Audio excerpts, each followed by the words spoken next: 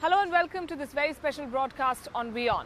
This past week saw two crucial summits in Asia.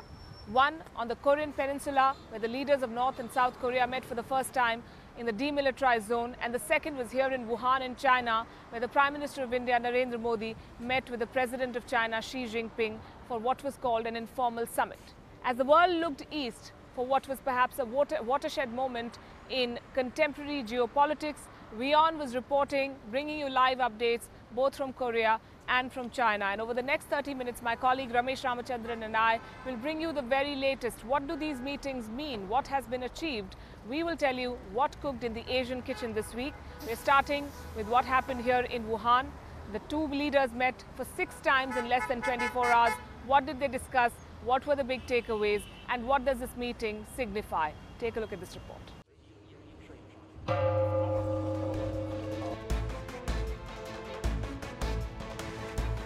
The two-day informal summit between President Xi Jinping and Prime Minister Narendra Modi was an excellent opportunity for both the leaders to establish a rapport. Wuhan put its best foot forward as a host to the Indian Prime Minister.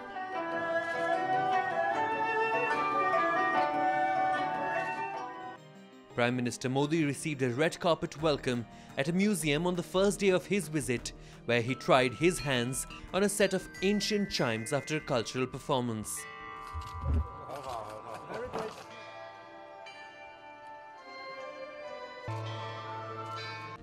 On the second day, both leaders took a walk together along the East Lake. They were accompanied by their translators. Officials and diplomats from both sides stayed away. The leaders also had a tea tasting session. Prime Minister Modi held one of his last round of talks with the Chinese president on an hour-long boat ride along East Lake. And amid this spectacle, leaders of the two Asian giants discussed pressing issues.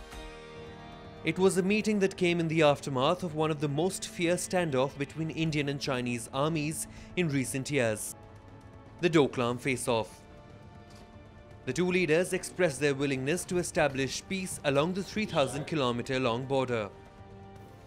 Beijing also expressed keenness to work with India to boost trade, hoping to build a shield against American sanctions. And the buzz is that the two nations are looking forward to a joint project in Afghanistan, one that places the two nations as partners and allies in the region. The bonhomie between the two leaders was evident on the visit, and if their personal rapport is any indication, India and China stand to benefit from growing closeness. This weekend in Wuhan marked a significant shift in the strategy of the two Asian giants, India and China.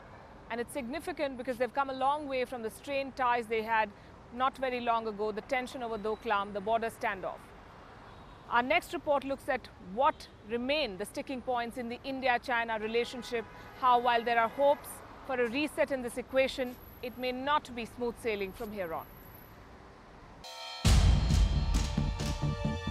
It's been a year of ups and downs for India-China ties. A meeting between the top leadership of both sides to reset ties comes after a period of sustained tensions. It began in May 2017 when China hosted the Belt and Road Forum. Leaders from 29 countries attended the event, but India chose to give it a skip. India has refused to join the trillion-dollar connectivity project over the China-Pakistan economic corridor that passes through Pakistan-occupied Kashmir. The Belt and Road project still remains a sticking point between the two countries. But irrespective of the differences, India gained China's support for full membership of the Shanghai Cooperation Organization. And Indian Prime Minister Narendra Modi attended the Astana summit in June last year. But just a week after the SCO summit, Indian and Chinese troops came face to face at Doklam. The standoff lasted more than 2 months. Diplomacy saved the day. Both sides withdrew from their positions at Doklam by the end of August. Soon, the Indian Prime Minister visited Xiamen for the 9th BRICS summit. PM Modi and Chinese President Xi Jinping even met on the sidelines of the summit for extensive talks. But reports of possible tension at Doklam and other areas around the India-China border continue to make their way into the media. Reports of incursions by Chinese troops in Uttarakhand, Arunachal Pradesh and other areas emerged. But New Delhi and Beijing are now taking steps to diffuse tensions. It began with a series of high-level exchanges. The Chinese Foreign Minister Wang Yi held talks, first with India's Foreign Secretary and later External Affairs Minister Sushma Swaraj. India's National Security Advisor Ajit Doval also paid a visit to China and met with a top Chinese diplomat in Shanghai. The summit meeting between Prime Minister Modi and President Xi Jinping gives both sides an opportunity for a paradigm shift in India-China ties. Yoga, we are told, is very, very popular in China. So we decided to use the yoga template, the yoga analogy, to explain the India-China relationship to you. 12 months back, it was the Veerbhadrasana, the warrior pose. Both sides at each other in that confrontation along the border, the Doklam standoff. They were on the brink of war, and they had struck the warrior pose. But they realized that confrontation was not a solution, was not even an option. They had to work towards collaboration, build bridges. And so they arrived at the Setu Bandhasan, the building of bridges, and that's what they tried to do over the months in the back channel talks. And once those bridges had been built, the two leaders came together and struck this pose, and this is the pose that I can do. This is the only one I believe I can do. This is called the Sukhasan. They sat across each other, across the table, to sit down and talk, to thrash out differences, and this best describes the India-China reset. The subcontinent had its eyes on the dragon and the elephant. But history was also being made 1,400 kilometers away from Wuhan at the demilitarized zone on the Korean peninsula, where the leaders of the two Koreas put 7 decades of tension behind to come together and talk. And my colleague Ramesh Ramachandran was present there. Ramesh, you witnessed history in the making, and this is going to be remembered for decades to come. Yes, that's right, Palki. The two Koreas also took their first tentative steps towards putting the past behind. The historic summit in the demilitarized zone was significant not only for the Korean peninsula, but the entire world. The two nations, which have been at loggerheads for the last 7 decades, formally chose to end the war in a summit that was high on pomp and symbolism. Sharp at 9:30 Korean time, the North Korean leader Kim Jong-un reached the Peace House in Panmunjom village for his historic summit with South Korean President Moon Jae-in. Every act in this meeting was meticulously choreographed. The two leaders shook hands on the line dividing the two Koreas and exchanged pleasantries.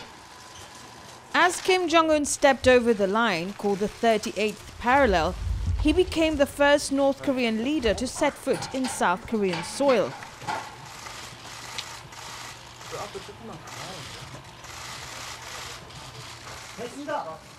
His wife, Ri Sol-ju, arrived separately.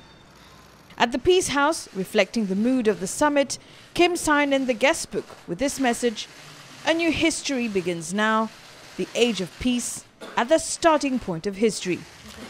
The two Korean leaders also planted a pine tree from the year 1953, when the armistice ending the Korean War was signed. The two leaders threw soil sourced from north and south and watered the plant. In the defining image of the day, the two leaders walked over a blue-painted bridge in the demilitarized zone and, seated on a bench, had a one-on-one conversation, lasting almost 30 minutes.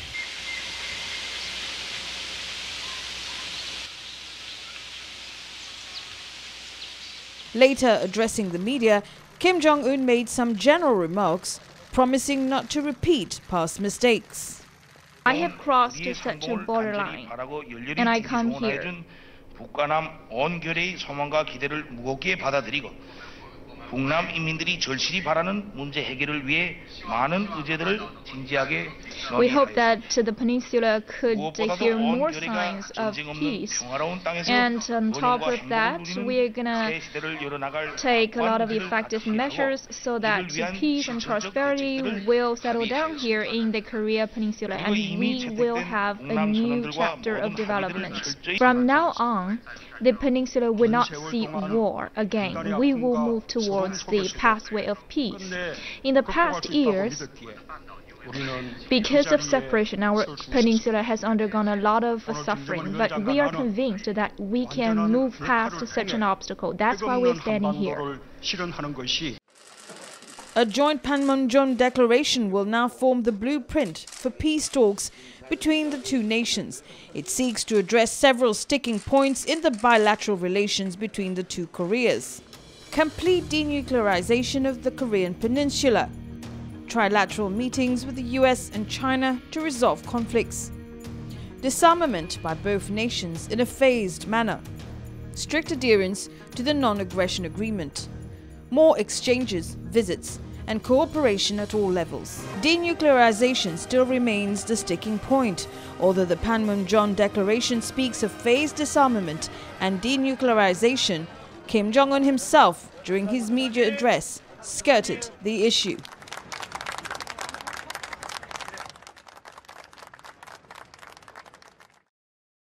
He came, he saw, he concurred with Moon Jae-in that now there is no turning back and that it is in the interest of the two Koreas that they have permanent peace on the Korean peninsula.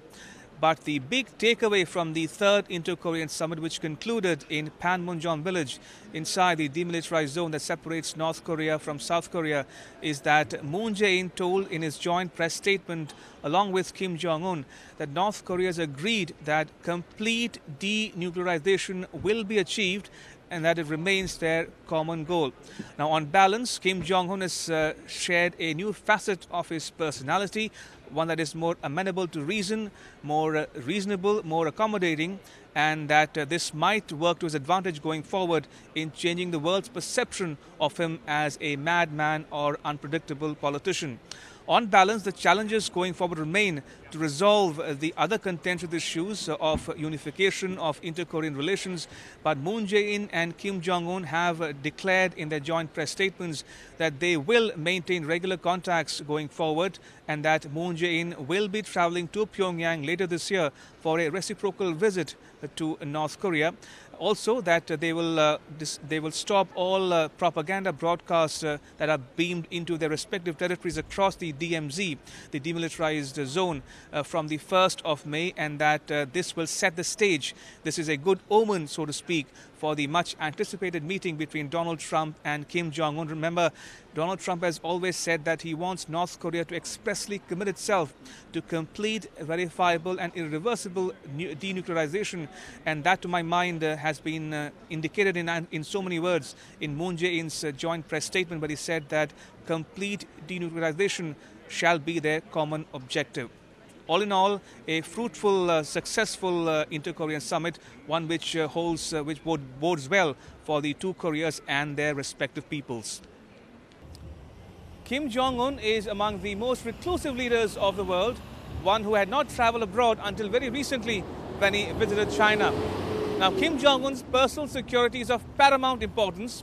When he drove in for talks with South Korea's Moon Jae-in in the demilitarized zone, he was surrounded by his bodyguards, 12 sharply dressed men who ran alongside his limousine. But look closely and you will see why this routine is simply bizarre.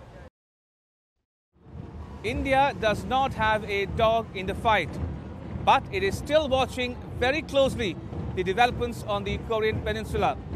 India is heavily invested in the Indo-Pacific region, and the outcome of the peace talks have implications for India. Remember, India is one of those few countries in the world to have embassies both in Seoul and in Pyongyang, putting it in a unique position to nudge both sides towards peace.